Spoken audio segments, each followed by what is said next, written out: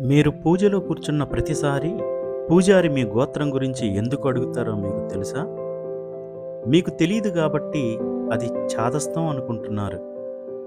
గోత్రం వెనుక ఉన్న శాస్త్రం మరేమిటో కాదు. జీన్ మ్యాపింగ్ అని ఈ మధ్య కాలంలో బాగా ప్రాచుర్యం పొందిన అధునాత శాస్త్రమే. గోత్రం వ్యవస్థ అంటే ఏమిటి? మనకు ఈ వ్యవస్థ ఎందుకు ఉంది? వివాహాలకు ఇది చాలా ముఖ్యమైనదిగా మనం ఎందుకు భావిస్తాము? కొడుకులకు ఈ గోత్రం ఎందుకు వారసత్వంగా వస్తుంది? మరి కుమార్తెలకు ఎందుకు రాదు? వివాహం తర్వాత కుమార్తె గోత్రం ఎలా, ఎందుకు మారాలి?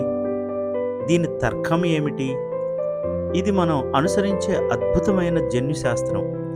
మన గోత్ర వ్యవస్థ వెనుక జన్యుశాస్త్ర వ్యవస్థ ఎలా పనిచేస్తుందో చూద్దాం.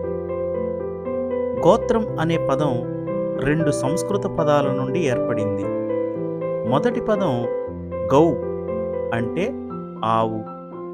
రెండవ పదం త్రాహి అంటే కొట్టం.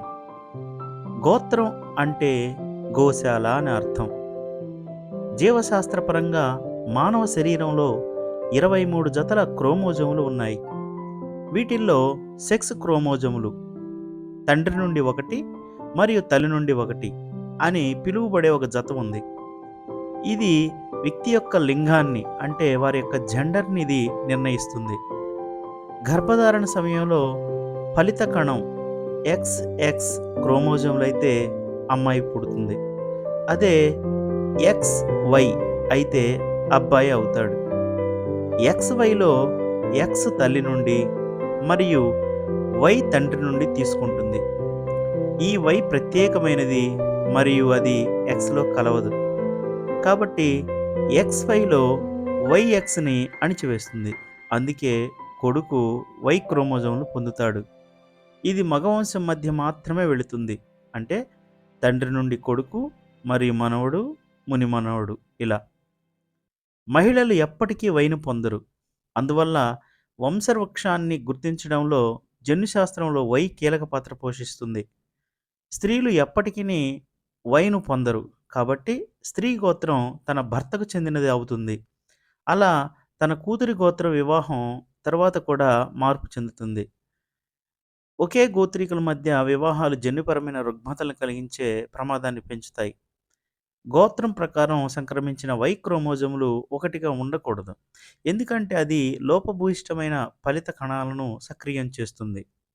ఇదే కొనసాగితే ఇది పురుషుల సృష్టికి కీలకమైన వై క్రోమోజోమ్ పరిమాణం మరియు బలాన్ని తగ్గిస్తుంది.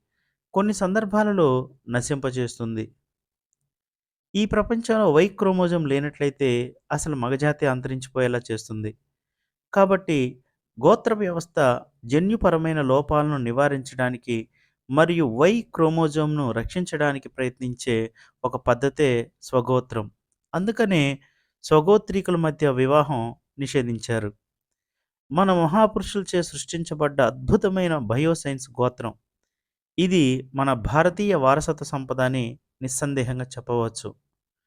మన ఋషులు వేలాది సంవత్సరాల క్రితమే ఈ జెనోమ్ మ్యాపింగ్ అనేటువంటి దాన్ని క్రమబద్ధీకరించడం జరిగింది. అందుకనే ఈసారి ఎవరైనా గోత్రమని అంటే అది చాదస్తం అని కొట్టిపడేయకండి. ప్రవర్తో సహా చెప్పండి.